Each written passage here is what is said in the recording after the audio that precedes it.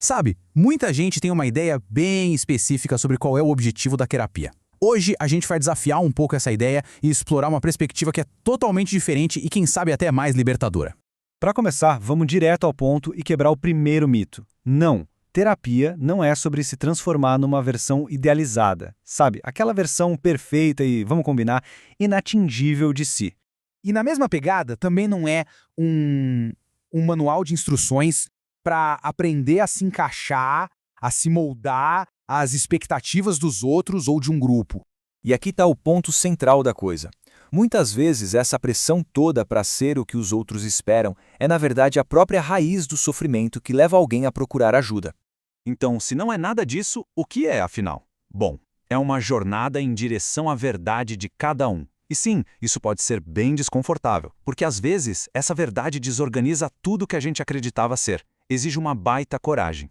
Essa é a grande pergunta que vai guiar a nossa conversa de hoje. Se o objetivo não é se ajustar, qual é a finalidade real desse percurso? Vamos começar explorando esse conceito-chave, a ideia de um modelo.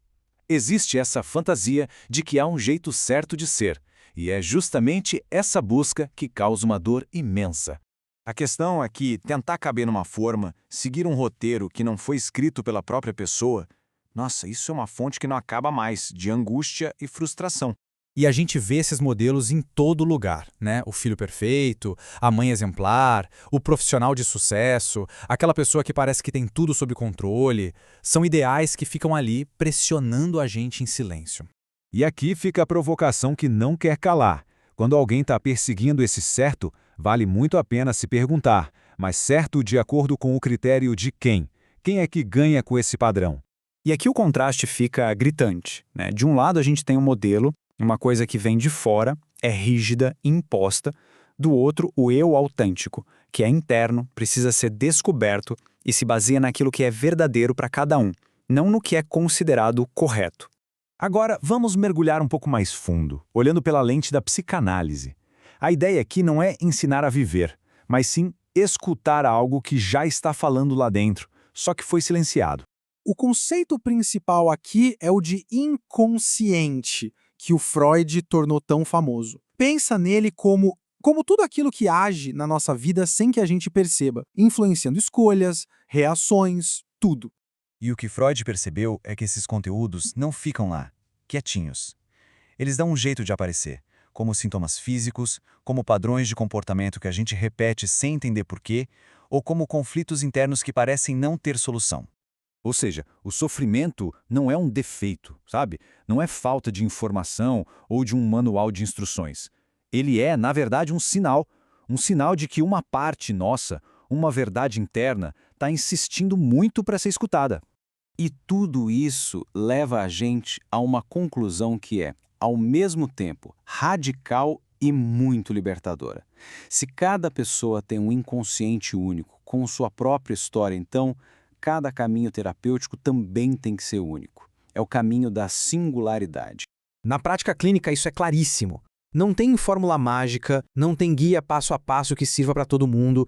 Cada história, cada dor, cada sintoma tem uma lógica muito própria que precisa ser desvendada com cuidado. E olha, essa frase, para mim, resume tudo de um jeito perfeito. O objetivo não é o ajuste, não é uma adaptação forçada. É um convite para construir um jeito próprio, um jeito mais verdadeiro de existir no mundo. Só que para construir essa coisa nova, primeiro é preciso desconstruir. E esse é talvez o passo mais assustador, mas também o mais necessário. O processo de abandonar aquela imagem que a gente tinha e defendia sobre quem somos. E aí entra o psicanalista Jacques Lacan, que vai ainda mais fundo nisso. Ele diz que o verdadeiro sujeito não é aquele personagem que a gente cria para agradar. Ele aparece nos detalhes, na nossa fala, nos nossos tropeços, naquilo que a gente deseja de verdade. E dá para a gente pensar nesse processo em algumas etapas, né? Primeiro, vem o questionamento daquelas certezas que nos sustentavam. Depois, é preciso encarar o medo de não ter mais um modelo para seguir. E é justamente nesse espaço, nesse vazio, que algo novo e autêntico finalmente pode surgir. Bom, e com isso a gente chega ao ponto final da nossa reflexão de hoje. A gente percebe que o foco muda completamente. A busca não é por melhorar segundo um padrão de fora, mas sim por se tornar mais verdadeiro. Vou até repetir, porque essa é a mensagem mais importante aqui. A meta não é ser uma versão melhorada, é ser uma versão mais alinhada com a própria verdade interna. Pois é. Não se trata de achar o seu lugar no quebra-cabeça social, mas sim de ter a coragem de ser aquela peça única que se é. Mesmo que ela não se encaixe perfeitamente em lugar nenhum. E para a gente fechar, fica essa frase que ela resume a jornada toda.